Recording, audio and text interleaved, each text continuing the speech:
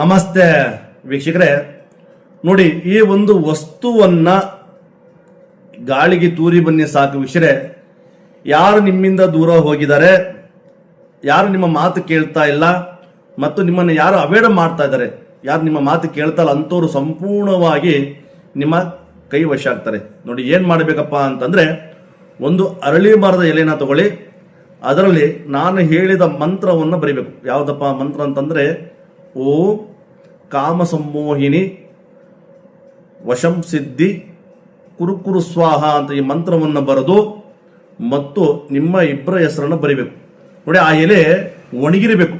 ಆ ಒಣಗಿರುವಂಥ ಎಲೆನ ತರಬೇಕು. ಅರಳಿಯ ಮರದ ಎಲೆ ಒಣಗಿರಬೇಕು. ಆ ಒಣಗಿರುವಂಥ ಎಲೆನ ತಂದು ಆ ಮಂತ್ರವನ್ನು, ನಾನು ಹೇಳಿದ ಮಂತ್ರವನ್ನು ಬರೆದು ಮತ್ತು ನಿಮ್ಮ ಇಬ್ಬರ ಹೆಸರನ್ನು ಬರೆದು, ನೋಡಿ ಈ ತಂತ್ರವನ್ನು ಯಾವ ದಿನ ಮಾಡಬೇಕಪ್ಪ ಅಂತಂದ್ರೆ, ಬುಧವಾರ ಬೆಳಗಿನ ಜಾವ ಅಥವಾ ಬುಧವಾರ ಸಂಜೆ ಹೊತ್ತು ನೀವು ಮಾಡಬೇಕು.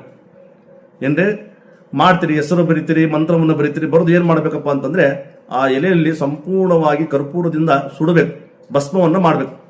ಭಸ್ಮವನ್ನು ಮಾಡಿ ಏನು ಮಾಡಬೇಕಪ್ಪ ಅಂತಂದ್ರೆ, ಬುಧವಾರ ಸಂಜೆ ಏನು ಮಾಡಬೇಕಪ್ಪ ಅಂತಂದ್ರೆ, ಹೊರಗಡೆ ಹೋಗಿ ಆ ಭಸ್ಮವನ್ನ ನಿಮ್ಮ ಇಬ್ಬರ ಹೆಸರನ್ನ ಹೇಳಿ ಇಷ್ಟಾರ್ಥ ಸಿದ್ಧಿರಸ್ತು ಅಂತ ಹೇಳಿ ಆ ಭಸ್ಮವನ್ನ ನೀವು ಗಾಳಿಗೆ ತೂರಿ ಬನ್ನಿ ಸಾಕು ವೀಕ್ಷಕರೇ.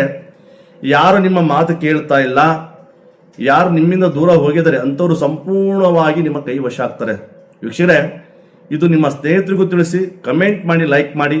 ನಮಸ್ತೆ.